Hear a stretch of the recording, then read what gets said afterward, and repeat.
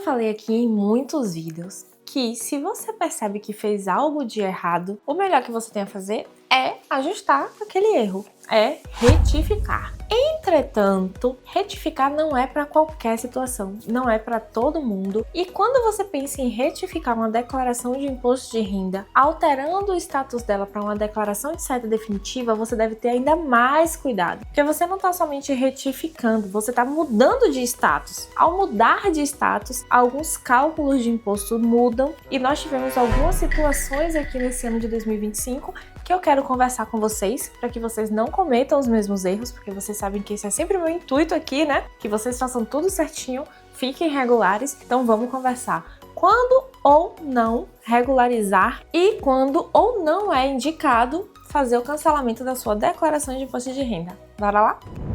Olá, eu sou a Cíntia, eu sou especialista em regularização fiscal. Se você é brasileiro e está vivendo por aí, chegou ao lugar certo. Hoje a gente vai falar sobre a tal da retificadora. Quando você faz uma declaração retificadora, você está querendo dizer à Receita Federal que você se equivocou em alguma informação ou que você está mudando de status, deixando de ser residente e se tornando não residente. Quando fazer a declaração retificadora? Então, fiz uma declaração, por exemplo, e esqueci de incluir um DARF. Um DARF referente ao pagamento de um ganho de capital, venda de ações ou de venda de imóveis, o que quer que seja. Então, muitas vezes acontece, vocês fazem a declaração de imposto de renda, vendeu o imóvel em janeiro, tá fazendo a declaração em abril do ano seguinte, e aí você esquece de colocar ali a venda do seu imóvel. Se equivocou, esqueceu, vai lá e retifica. Porque se você retificar, você vai estar adiantando o lado da Receita Federal, né? Você vai pagar multa e juros. Se você não tiver pago o imposto na época, você vai ter que pagar agora. Então você vai pagar com multa e juros, mas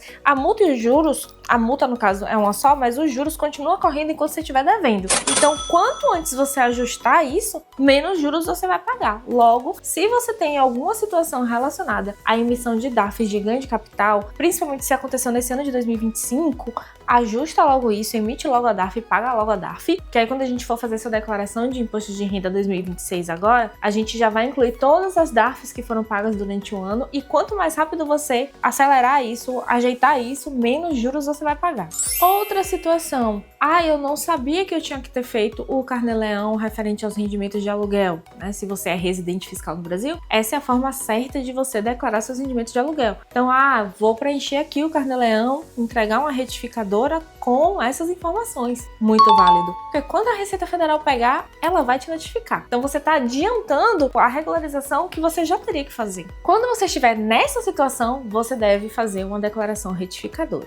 Quando mais você deve fazer uma declaração retificadora? Quando você saiu do Brasil e entregou uma declaração de imposto de renda normal. Então, Cíntia, eu saí em janeiro de 2022 e em 2023, ao invés de entregar uma declaração de saída definitiva, eu entreguei uma declaração de imposto de renda e foi a última declaração que eu entreguei, não entreguei mais nada. Eu posso pegar essa declaração de 2022, né, feita em 2023, e retificar ela? Aí a gente precisa ver o que foi que você lançou de informação nessa declaração. Tem rendimento de aluguel? Tem rendimento de venda de bens? Você era sócio em alguma empresa? Você resgatou investimentos durante esse ano? Porque a partir dessas informações a gente fica sabendo se é seguro ou não emitir uma retificadora e principalmente, mesmo que você emita uma retificadora, transformando essa declaração de imposto de renda em uma declaração de saída definitiva, é muito importante saber qual é a data de caracterização de não residente que você vai colocar nessa declaração. Porque eu não sei se vocês já repararam, vocês podem até fazer esse teste, né? Baixa aí no seu computador e faz o teste. Quando você colocar a data da caracterização de não residente, você vai ver que o Carnê-Leão vai ficar bloqueado a partir da data da sua caracterização de não residente. Então, digamos que você saiu do Brasil em janeiro de 2022, mas você ficou recebendo rendimento de aluguel até março. Aí você quer fazer uma retificadora e colocar que saiu em janeiro de 2022. E de janeiro a março, você era isento porque você era residente fiscal no Brasil. Só que quando você faz a declaração de saída definitiva e coloca que saiu em janeiro, de janeiro a março, que você recebeu o rendimento de aluguel, você tinha que estar pagando 15% de imposto de renda. E você não pagou. Ou seja, a Receita Federal vai poder cobrar de você. Na verdade, você vai cair em pendência, é certo. Então, quando você pensa assim, vou retificar, vou sair correndo e vou retificar essa última declaração porque eu não quero que a Receita Federal tribute meu rendimento no exterior. Às vezes você não estava nem tendo rendimento nessa época e só está retificando a declaração para causar problema para você. E aí entra a importância de você se consultar com um especialista. Nós temos somos ótimos consultores aqui na equipe da Contadora do Imigrante. Você pode agendar um horário com qualquer uma de nós. Aqui na descrição do vídeo eu tenho o link para poder você agendar e a gente vai te dizer direitinho qual é a forma mais segura de fazer, considerando expor você ao menor risco possível. Então, se você saiu do Brasil e não começou a ter rendimentos, a gente tem uma janela de oportunidade aí para poder fazer sua declaração de saída nesse período onde você não tinha rendimentos no exterior e de repente ainda tinha rendimentos no Brasil que eram isentos por você ser residente. Mas se você fizer a saída, vai deixar de ser isento e vai ser uma confusão. Cuidado com isso. Logo, quando não é uma boa ideia entregar uma declaração retificadora, no caso, uma declaração comum, transformar em uma declaração de saída definitiva, quando você teve rendimentos no Brasil que eram considerados isentos na situação de residente, mas que vão deixar de ser isentos no momento em que você fizer a saída definitiva. Então você tem que pensar em como é que aqueles rendimentos vão ser tributados e se realmente fazer uma retificadora é a melhor opção, ou se de repente é melhor você fazer aquela conta de esperar um ano depois da saída, ou então só declarar que saiu depois que começar a ter rendimento no exterior. Tudo isso aí precisa ser analisado. Então, quando é que eu vou retificar essa declaração? Eu vou retificar essa declaração quando eu saí do Brasil e entreguei a última declaração, porque eu ainda estava lá, então eu saí em março de 2023 e em 2024 eu entreguei a declaração porque eu fiquei lá no Brasil até março, mas eu não tive nenhum rendimento. A minha declaração só tem um imóvel lá que nem tem renda, nem tá alugado, tá fechado. Não tem nada de movimentação financeira ali, eu não fiz nenhum desinvestimento, eu não fiz nada. Então, nesse caso, eu quero entregar uma declaração retificadora. Eu quero transformar minha última declaração em uma declaração de saída. Posso? Pode. Tranquilo. É só entregar e tá feito. Inclusive, vou deixar aqui o card, declaração de saída definitiva retroativa, e nesse vídeo eu mostro como é que você faz para poder transformar uma declaração normal em uma declaração retificadora. Observação: quando você for entregar uma declaração retificadora, você vai ter que começar ela do zero, tá? Então você vai entrar lá no aplicativo, baixar o aplicativo no seu computador, entrar no aplicativo, começar uma declaração de saída definitiva ou com as informações do ano anterior ou uma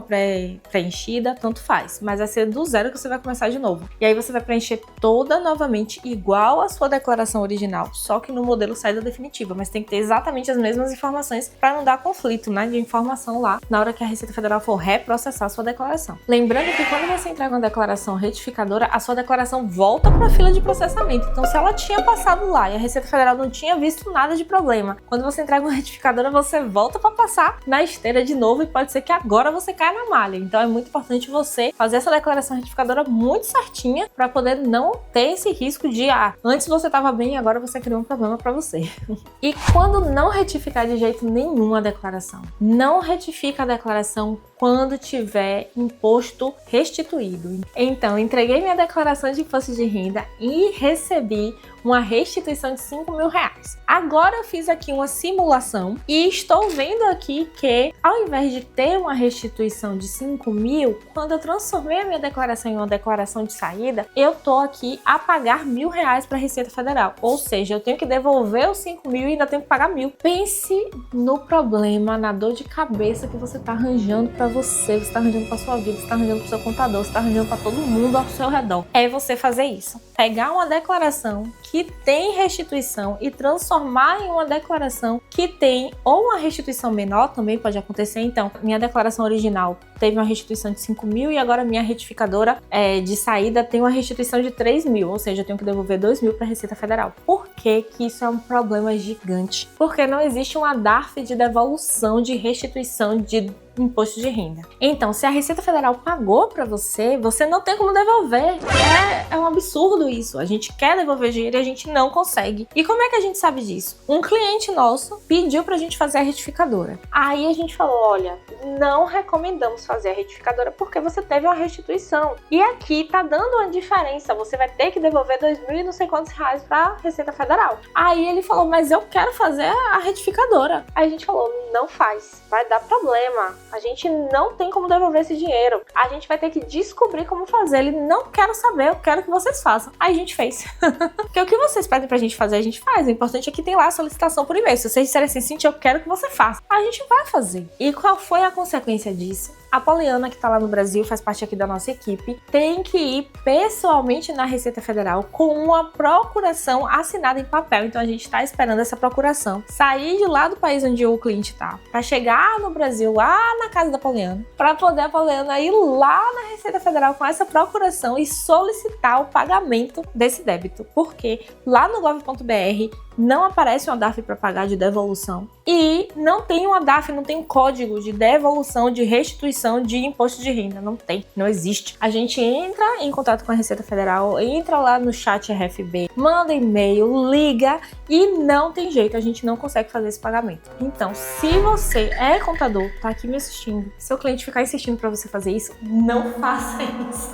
A gente não faz mais. Esse foi o primeiro, porque normalmente vocês acatam a nossa orientação, né? Normalmente a gente diz assim, olha, a gente não recomenda que faça. Aí vocês pensam, nossa, elas são profissionais, se elas estão dizendo que não é para fazer, eu não vou fazer. E aí vocês acatam e vocês dizem, então não faz assim, faz assado. Aí a gente dá outras possibilidades. Nesse caso desse cliente, ele colocou na cabeça dele que ele queria fazer e a gente fez. E aí deu nisso. Então ele tá tendo que pagar pra poder a gente ir lá na Receita Federal, né? Então os deslocamentos, teve que mandar procuração, tudo isso pra poder a gente resolver. Então se você é contador, não faça isso pro seu cliente. E se você é o contribuinte, não faça isso com a gente, tá bom? Próxima vez que chegar aqui e quiser que a gente faça, a gente não vai fazer. Agora vamos falar de cancelamento, mas primeiro, se você ainda não curtiu aqui esse vídeo com todas essas informações maravilhosas que eu te dei, sinceramente, não vou mais postar a vida pra você. Oh, curte aqui, deixa o seu comentário, diz assim, Cíntia, obrigado por essas informações, eu já tava quase fazendo uma besteira. Ou então, compartilha. Compartilha com alguém que você acha que precisa saber, com o seu contador que tava querendo fazer essa retificação pra você e você teve restituição e agora você já sabe, manda lá pra ele, pra poder todo mundo ficar sabendo e ninguém fazer besteira. Agora vamos falar sobre cancelamento. Quando é que você vai cancelar a sua declaração? A partir de 2025, a Receita Federal disponibilizou,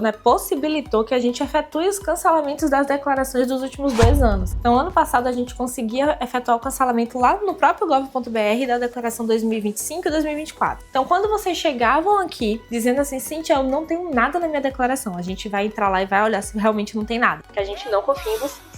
Então a gente entra lá e vê que você só colocou seu endereço, seu nome completo e entregou a declaração sem nenhuma informação. Esse tipo de declaração a gente consegue cancelar com uma certa facilidade. Então a gente cancela 2025 e 2024 diretamente no gov.br e 2023, 22, 21, a depender da movimentação financeira que você fez, a depender de outras análises que a gente faz, a gente solicita o cancelamento junto à RFB, né, a Receita Federal. Esse cancelamento leva mais de 3 meses, é demorado, é chato de fazer, mas se for mais seguro para vocês, a gente faz. Se não for necessário, a gente não faz, porque, ninguém merece, a gente não fica aqui inventando trabalho. Nesses casos onde você não tem nada lá, então, Cíntia, mas eu só tenho um imóvel, posso cancelar? Pode. Digamos que você saiu em 2024, fez a declaração 2025 só para declarar um imóvel de 120 mil que você tem. Não tinha necessidade de fazer. E nesse ano você fez umas movimentações financeiras. Posso cancelar? Não vai ser isso que vai dar problema. Entretanto,